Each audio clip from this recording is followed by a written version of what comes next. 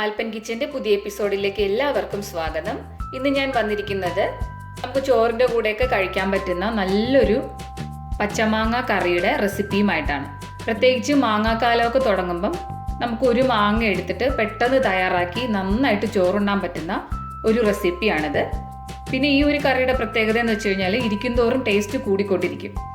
നമുക്കിനി ഈ കറി എങ്ങനെ തയ്യാറാക്കുക എന്നുള്ളത് നോക്കാം. ഞാനിന്ന് ഇവിടെ ഇപ്പോൾ ഒരു പച്ചമാങ്ങ ഉപയോഗിച്ചിട്ടാണ് ഈ ഒരു കറി തയ്യാറാക്കുന്നത്. അപ്പം നമുക്ക് ഈ കറിക്ക് വേണ്ടുന്ന ഇൻഗ്രീഡിയൻസ് എന്താണെന്ന് വെച്ച് കഴിഞ്ഞാൽ ഒരു മാങ്ങ, പിന്നെ വേണ്ടുന്നത് മീഡിയം ടൈപ്പ് ആണെങ്കിൽ ഒരു സവാള വേണം. ഇത് കുറച്ച് ചെറിയ സവാള ആയതുകൊണ്ട് 1.5 എടുത്തിട്ടുണ്ട്. അതായത് പച്ചമാങ്ങ നമ്മൾ കട്ട് ചെയ്ത് വെക്കുന്ന അതേ അളവിന് സവാള നമ്മൾ കട്ട് ചെയ്ത് വെക്കുമ്പോൾ വേണം, ആ ഒരു അളവിന് വേണം സവാള എടുക്കേണ്ടത്. പിന്നെ ഒരു ചെറിയ കഷ്ണം ഇഞ്ചി, 3 അല്ലി വെളുത്തുള്ളി, 2 പച്ചമുളക്, അരമുറി തേങ്ങ. അപ്പം ഇതിൻ്റെ കണക്കെന്ന് പറയുന്നത് ഒരു പച്ചമാങ്ങയ്ക്ക് അരമുറി തേങ്ങയാണ് എടുക്കേണ്ടത്. 2 മാങ്ങ ഉണ്ടെങ്കിൽ ഒരു തേങ്ങ മുഴുവനായിട്ട് എടുക്കുക. ഈ ഒരു കറി തയ്യാറാക്കാനായിട്ട് നമ്മൾ മാങ്ങയും സവാളയും വെളുത്തുള്ളി ഇഞ്ചിയും പച്ചമുളകെല്ലാം നീളത്തിനാണ് അരിഞ്ഞെടുക്കേണ്ടത്. മാങ്ങ തൊലി കളഞ്ഞിട്ട് നീളത്തിനൊന്ന് ചീകി അരിഞ്ഞാണ് എടുക്കേണ്ടത്. ഞാനിവിടെ ഇപ്പോൾ സവാള ഇഞ്ചി വെളുത്തുള്ളി പച്ചമുളകെല്ലാം നീളത്തിന് അരിഞ്ഞെടുത്തിട്ടുണ്ട്.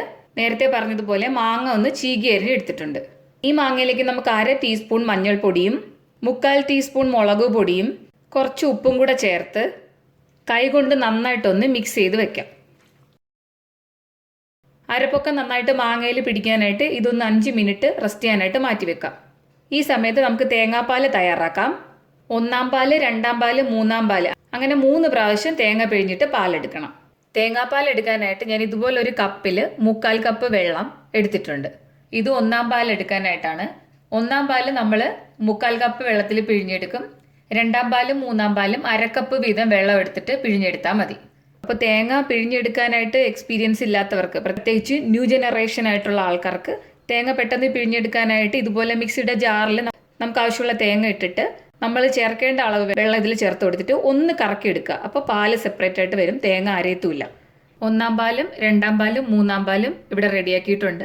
1-ാം പാല് നല്ല കട്ടിയുള്ളതാണ്, 2-ാം പാല് അത്രയും കട്ടി ഉണ്ടാവില്ല, 3-ാം പാല് ഒട്ടും കട്ടി ഉണ്ടാവില്ല. കറിയിലേക്ക് നമ്മൾ ചേർക്കുന്നത് ആദ്യം 3-ാം പാല് ചേർക്കും, പിന്നെ 2-ാം പാല് ചേർക്കും. അത് കഴിഞ്ഞിട്ടാണ് 1-ാം പാല് ചേർക്കുന്നത്. പാൻ ചൂടായ ശേഷം ആവശ്യത്തിന് എണ്ണ ഒഴിച്ചു കൊടുക്കുക. ആവശ്യത്തിന് കടുക് ഇട്ട് കൊടുക്കാം. ചെറിയ ഉള്ളി അരിഞ്ഞത് ചേർത്ത് കൊടുക്കുക. കറിവേപ്പില എനിക്കിവിടെ കിട്ടാത്തത് കാരണം ഞാൻ കറിവേപ്പില ചേർക്കുന്നില്ല. കറിവേപ്പില കൂടെ ചേർത്ത് കൊടുക്കുക. ഇപ്പം ഞാൻ ചുമന്ന വറ്റൽമുളക് 2 എണ്ണം ചെറുതായിട്ട് മുറിച്ചത് ചേർത്ത് കൊടുത്തു. ഇനി ഇതിലേക്ക് ഉലുവ കൂടെ ചേർത്ത് കൊടുക്കുക. ഒരു 1/4 ടീസ്പൂൺ ഉലുവയാണ് ഞാനിവിടെ ചേർത്ത് കൊടുക്കുന്നത്. ഇനി ഇതിലേക്ക് സവാളയും പച്ചമുളകും ഇഞ്ചിയും വെളുത്തുള്ളി അരിഞ്ഞത് ചേർത്ത് കൊടുക്കുക. സവാളയ്ക്ക് ആവശ്യമായിട്ടുള്ള ഉപ്പും കൂടെ ചേർത്ത് നന്നായിട്ടൊന്ന് വഴറ്റിയെടുക്കണം. സവാള ഇതുപോലെ ഒരു 3/4 വേവായി കിട്ടിയാൽ മതി. ഇതിലേക്ക് നമ്മൾ എടുത്തു വെച്ചിരുന്ന മാങ്ങ ചേർത്ത് കൊടുക്കാം.